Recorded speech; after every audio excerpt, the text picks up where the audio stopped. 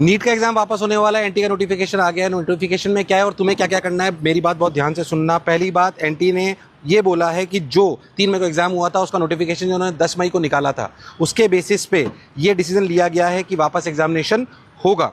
दूसरे पॉइंट में जिन्होंने बोला है कि ये पूरा का पूरा जो इन्वेस्टिगेशन है ये सीबीआई को दे दिया गया है, सेंट्रल गवर्नमेंट ने ये बोला है और उसमें एनटी अपना पूरा सहयोग करेगी। ये बच्चों के, तीसरा पॉइंट बोला गया है, बच्चों के हित में निर्णय लिया गया है, तो फैमिलीज किसी को भी पैनिक आने की जरूरत नहीं है।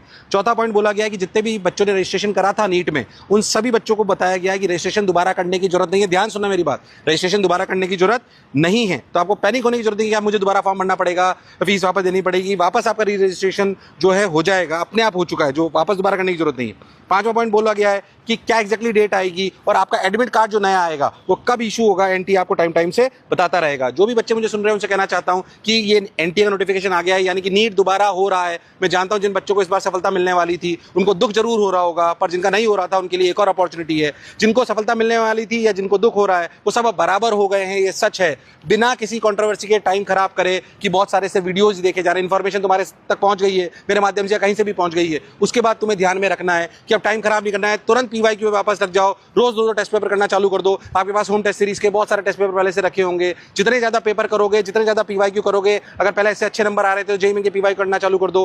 पर अपनी मनस्थिति खराब करके अपने आने वाला पेपर खराब नहीं करोगे, किसी को ब्लेम करने के लिए कि मेरा पहला पेपर अच्छा गया, इसको ब्लेम की तरह मत ले लेना। ये एक अपॉर्चुनिटी है तुम्हारे पास, डॉक्टर बनने का सपना अगर तुम्हारा अधूरा रह गया था तो तुम वापस पूरा कर सकते हो। तो कहना चाहता हूं, लिख दो कमेंट्स में कि नहीं सर, हम पूरी तैयारी करेंगे, अपनी मनस्थिति खराब नहीं होने देंगे, चाहे कुछ भी हो, कौन सही हो कौन गलत है, एनटीए सही था, किसने चुराया, क्या हुआ, सरकार को क्या करना चाहिए था, किसी के दूसरों के कर्तव्यों के लिए हम अपने आप को दोषी बना ले, ये गलत बात है। आज हमारा कर्तव्य है कि हम नीट को दोबारा उसी शिद्दत के साथ देंगे जिसकी तैयारी हम पिछले 1 साल 2 साल से कर रहे थे। तो वादा करो कि हाँ सर, अब अपना टाइम हम किसी भी बात पे खराब नहीं करेंगे, ना हम एनटीए को दोष देने की बात करेंगे, ना किसी और को दोष देने की बात करेंगे। अब हम पूरी कर्तव्यता के साथ वापस जुट जाएंगे और नीट के एग्जाम को फोड़कर आएंगे और डॉक्टर बनने का सपना अपना पूरा करेंगे। तो मेहनत में जुट जाओ, अपनी मनस्थिति को अच्छी करो, क्योंकि इस समय पे जिसने अपनी मनस्थिति अच्छी कर ली वो वास्तविकता में सिलेक्ट हो जाएगा। आशा करता हूं मेरी बात याद रहोगे, तुरंत जुट जाओगे। हमारे बच्चों के लिए भी इमोशन के लिए हम क्या करने वाले हैं, क्या वापस क्लासें लगेगी, क्या टेस्ट होंगे, कैसे टेस्ट वापस मिलने वाले हैं, ये सब कुछ वापस होने वाला है। आपके पास कल तक पूरा अपडेट